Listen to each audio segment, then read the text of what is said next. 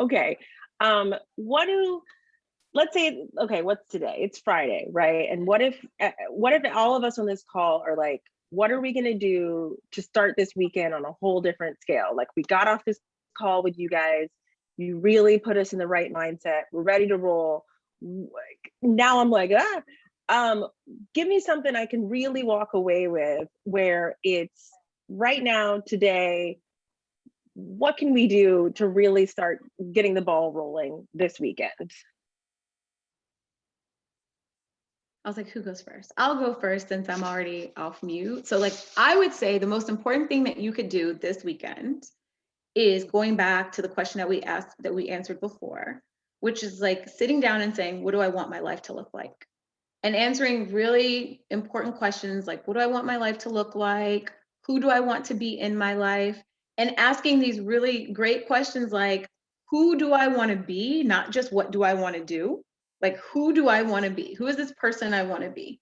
And how do I want to feel? Now, I'm the first person to tell you that feelings are not facts. But a very wise woman once told me that while feelings are not facts, they are data. And they're data that you need to make good decisions and to make powerful pivots. So you need that data. So don't leave that piece out.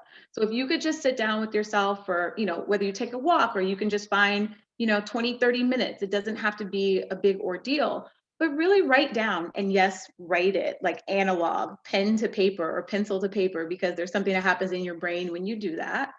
Really write down what you want your life to look like and try not to judge yourself about it. Try not to put any limitations on it. Just really get it out there. And I think that's a really great start to whatever pivot you have coming up for yourself in the future, whether it's immediate or whether it's a little ways down the road.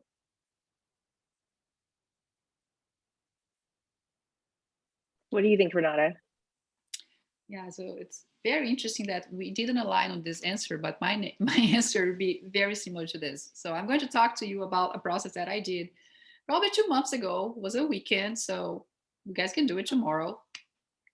That I was in a moment that I was like, okay, where do I want my career in life to be, right? I do think that I agree completely with Nicole. When I think about career, I don't think about my work, but like, how do I want my day to be? Like, how many hours do I want to work versus exercise versus the other things that I want to do and all that. And what I did was I asked myself questions. And I did it in a very analog way. I wanted it to be very fun. So I brought here some things for you guys to see what I did. I got Post-it notes for all the colors that you can imagine. I got some colorful pens, and I started asking myself questions. I would really recommend, like, don't open your computer because then you get distracted with all the notifications. Get something that is fun. Put the music on, stand up. I had my standing desk on. I was up for 2 hours, was very productive. If you don't have a standing desk, just put the stuff in the wall. But like, just like boost your energy. So you are in a peak state, as Tony Robbins would say, like boost your physiology, be on a peak state before you start doing this. And the type of questions that I asked myself, there was nobody told me the way to do it. It was definitely inspiring in design thinking, but it was questions that I think that I needed the answer. So things, for example, what do I like to do? So I started, what am I good at? I had like a laundry list of things that I'm good at, related to career. And then I had another stack that was like, what do I really like to do? And then I realized that some of the things that I'm great at work, I don't really like to do, but I do well. People like it, and I keep doing it. And those things, like, for example, being a program manager, those things were all over my resume, my LinkedIn profile. I was like, but that's not where I want to be. So why am I still stuck on those things because people think that I do it well? So I started moving my Post-its around in terms of like, okay, I know what I'm good at, but what do I really like to do? So I started moving them to a different column. And I started asking myself other questions like, what don't I like to do or I'm not good at? And it was not ideally in terms of like, it's a technical skill that I don't have. It's more things like, well, I'm not good at performing well if I'm not challenged. I'm not good at dealing with politics. because those questions to me, or those post-it notes, were more in the sense like, do I want to change, or do I want to change to a team where I'm not going to need to do this type of things, or not the company, or not the culture, etc. So these are the type of things that I had in my mind. Then I had a question about like, what is my priority today? And that was about like my life wrapping my job. For example, I want to be remote. I've been remote for a year. I don't want to go back to an office full time.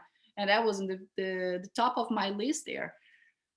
Then I had one that was really what I care about in terms of like in the world. What do I care about? And I actually learned that I write about wellness. I care about wellness, but I was not thinking about wellness as an industry that may be attractive. So I started thinking about that way. So could I actually merge my interests outside of work with my work and make something work? Yeah, I know, too many words in the phrase. Then I had another stack that was like what I wanted in my job. And I had a stack that was basically, what are my limiting beliefs? So going back to the imposter syndrome, I wrote down anything that would prevent me to be, or to get where I wanted to be. I look at them, I toss it up, and I threw it away. Because I think that acknowledging that you have those things like preventing you to move forward is also important for you to move past them.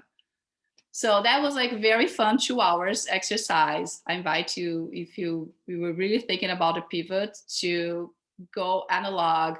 You can be like, if you don't like post-it notes, get a beautiful notebook, beautiful pens. Think about the days that you were at school. I was a person who had like beautiful pens and pencils and stickers and all those things. It makes me happy if I have those around, and makes me more creative. So think about what makes you creative and go ideate in your life.